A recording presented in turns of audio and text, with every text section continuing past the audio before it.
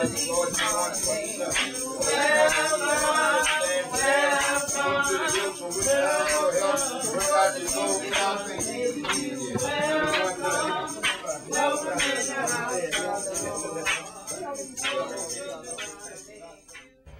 1963, a group of black ministers gathered in Birmingham, Alabama, to try and change the laws of segregation.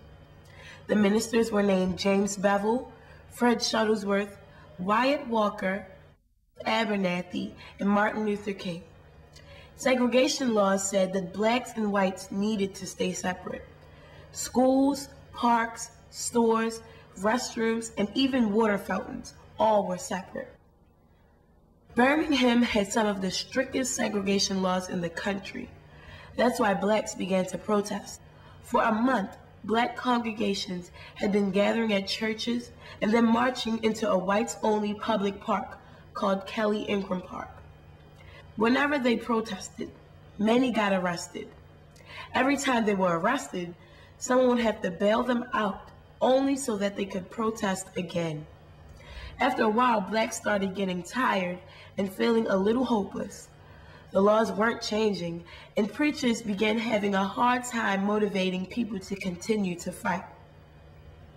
One day, James Bevel had an idea.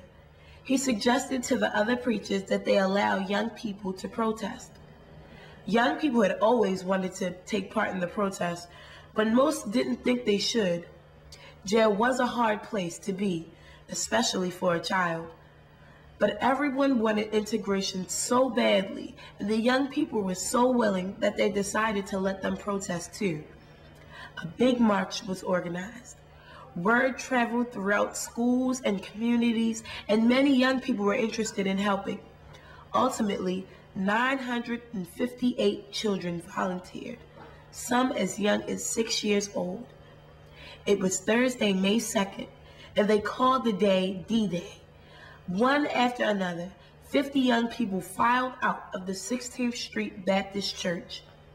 They were marching and singing loud, "We shall overcome." Their song was excited and strong. "We shall overcome someday." As they marched out into Kelly Ingram Park, one after another, they were put into paddy wagons and arrested. More and more brave children filed out until the end of the day when 600 young people were locked up. The police were surprised and overwhelmed by the number of people, and blacks were very pleased. Their goal was to keep protesting, to fill up jails, and to persist until whites were forced into changing their laws. Bull Connor was the police commissioner. He was frustrated by the young protesters, but he was also adamant about keeping a segregated way of life in Birmingham. The next day, when the protests began again, the police force was prepared. They brought out fire hoses and dogs to scare the adults and children away from the park and away from downtown where they might get to white businesses. The dogs barked and bit. The hoses were strong and sprayed hard enough to take the bark off of a tree. The hoses slammed children on the ground. Several young people were injured and many arrested. People watching were getting angry. Bystanders who were not even trained in nonviolent protests threw rocks at the men operating the hoses. The preachers were worried about more violence breaking out, and they called for a truce for the day. By the time they quit for that day, nearly 2,000 people filled the jails. When the protesters gathered back in church, many adults were scared. They were worried about their children. Martin Luther King spoke out.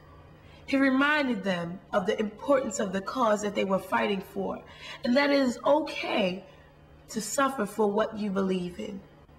It was easy for people to forget that they weren't alone and that what was happening in Birmingham made a difference to the whole country. The protesters persisted until the white businessmen of Birmingham finally agreed to integrate stores. This decision made many other whites angry. Some even planted bombs, one in a black church and the other in a hotel.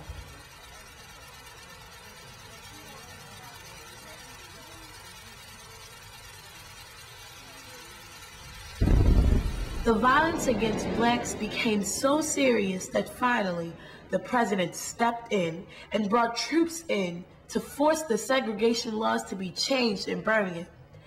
This began a change in segregation laws that rippled throughout the whole country. We shall overcome. We shall overcome. We shall overcome someday. Oh, deep in my heart, I do believe that we shall overcome someday.